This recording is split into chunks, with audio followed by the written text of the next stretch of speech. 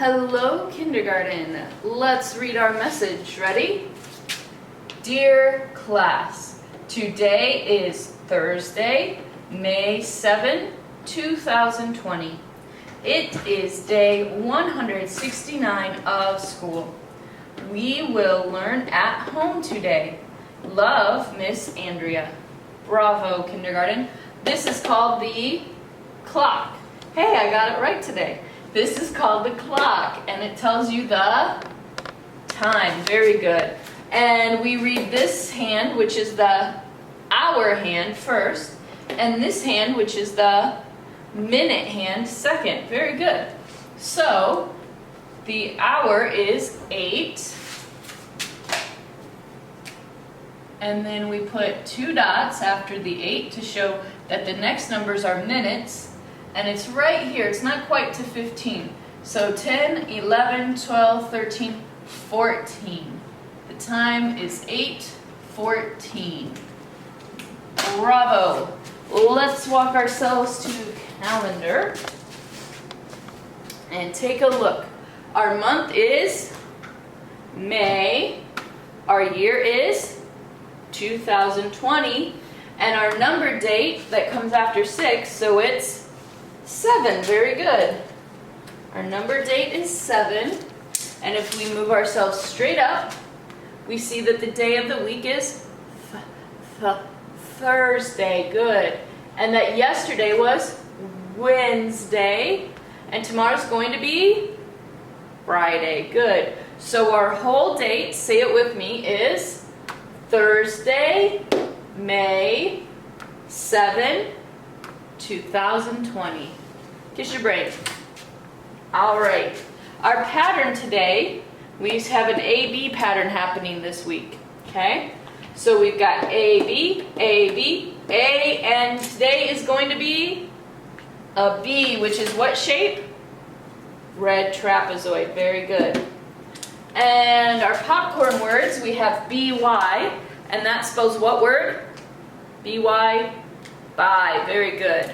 So let's spell it together. Ready? B-Y spells buy. B-Y spells buy. B-Y spells buy. Super. And our other word is W-A-S.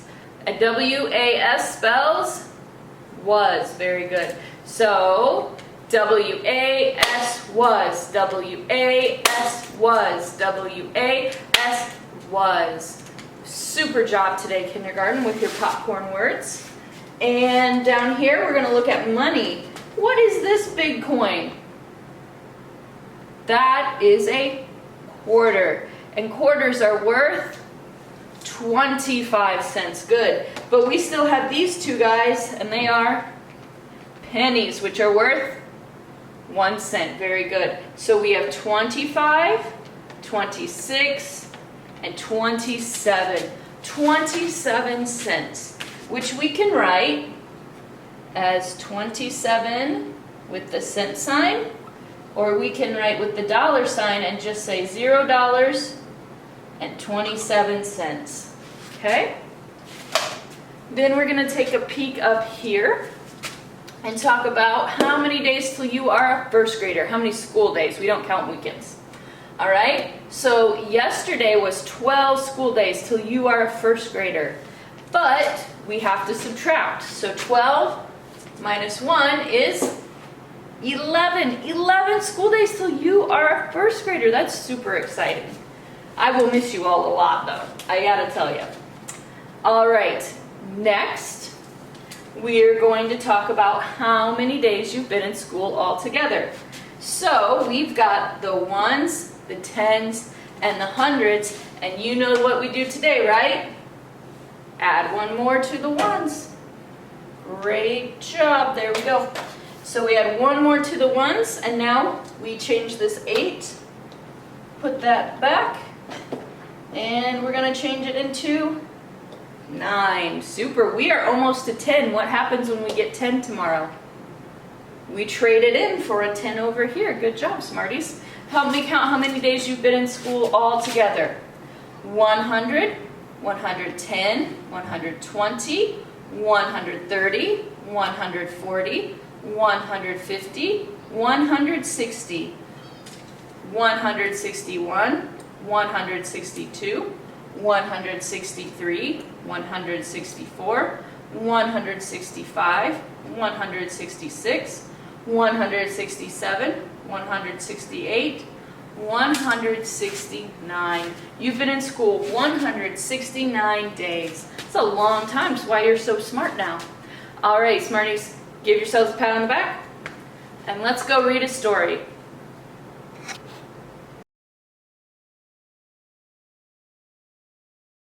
Hey, kindergarten. Our book today is called How to Train a Train. All right? And the author is Jason Carter Eaton, so he wrote the words. And the illustrator who drew the pictures is John Rocco.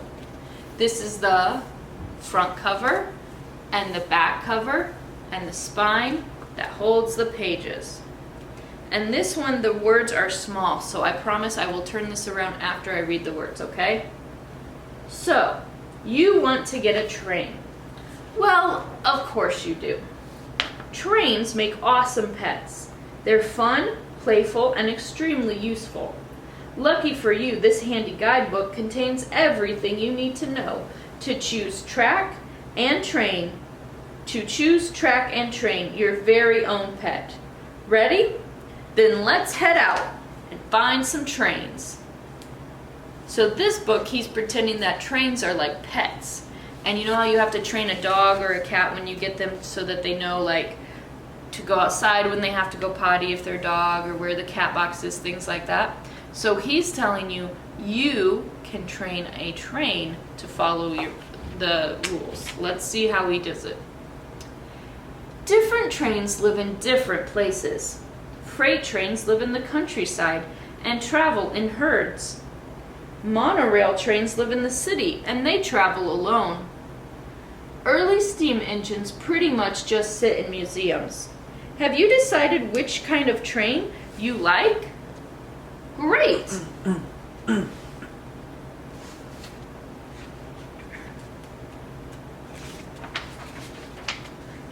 Now you need to catch one. There are lots of ways to catch a train. Some people will corner it. Others might use a big net to trap it. Still others will run the track into quicksand. True, these methods all work, but I am going to show you the best way.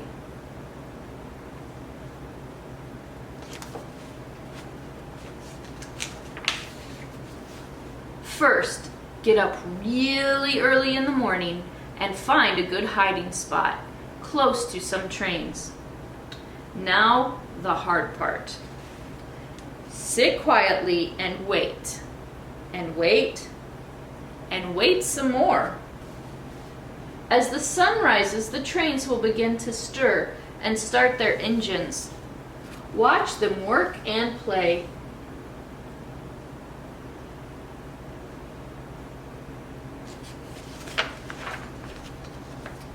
It's only natural that you will want to take home all the trains, but don't just grab the first one you see. Take your time and choose the one that's right for you. Got one? Time to make your move. And send a puff of smoke high into the air. Perfect. You've got the train's attention.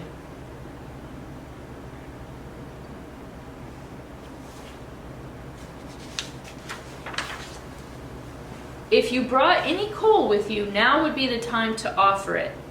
Try saying, "My, what a handsome train you are."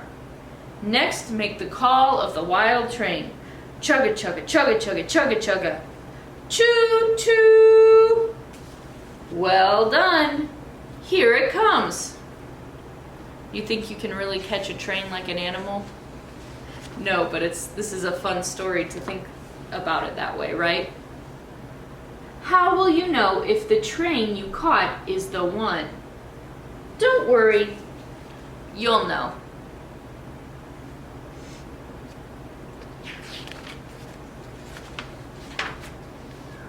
Once you get your train home, you will want to give it a name.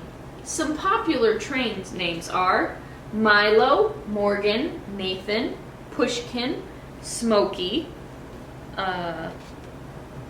Captain Fufu Fanlu, Little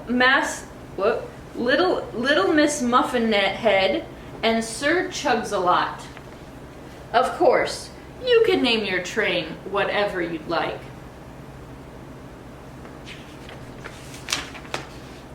Don't worry if it seems shy or scared at first. A train needs time to adjust to new surroundings. A warm bath can help calm a nervous train.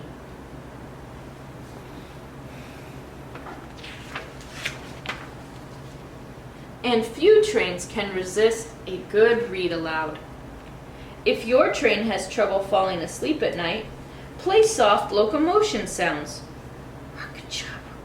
Clickety-clack, clickety-clack. This is an old conductor's trick that will give your train great dreams.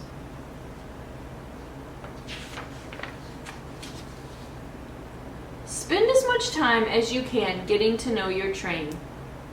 Does it prefer going fast or slow? Does it like to fetch? Can trains fetch? No, not in real life. So we know this is nonfiction because the trains don't do this for real. Or I'm sorry, this is fiction because trains don't do that for real. How does it feel about tunnels and bridges? This train does not like bridges. He has to pull it out onto the tracks.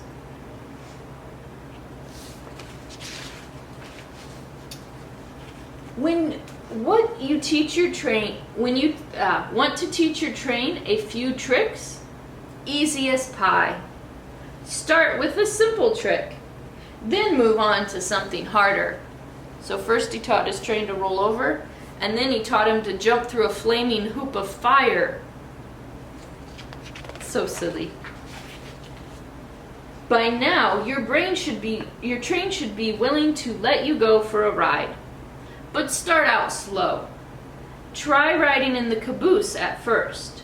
Trains are very particular about who can sit in the engineer car. And the caboose is the back of the train, so it said try riding in the back first.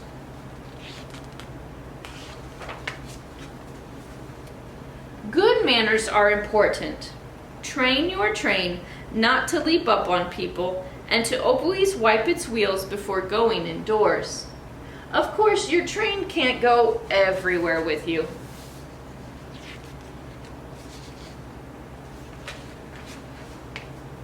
Out in the open road, you are sure to pass other kids with their pet trains, planes, trucks, or submarines. This is a great chance for both of you to make new friends. So instead of having animals as pets, these kids all have different kinds of vehicles, planes and trucks and trains and submarines. Congratulations! You've given your train fuel, water, and a good home, and plenty of friendship and fun. Everything it needs to be happy. How will you know if your train is happy? He looks pretty happy. Don't worry, you'll know.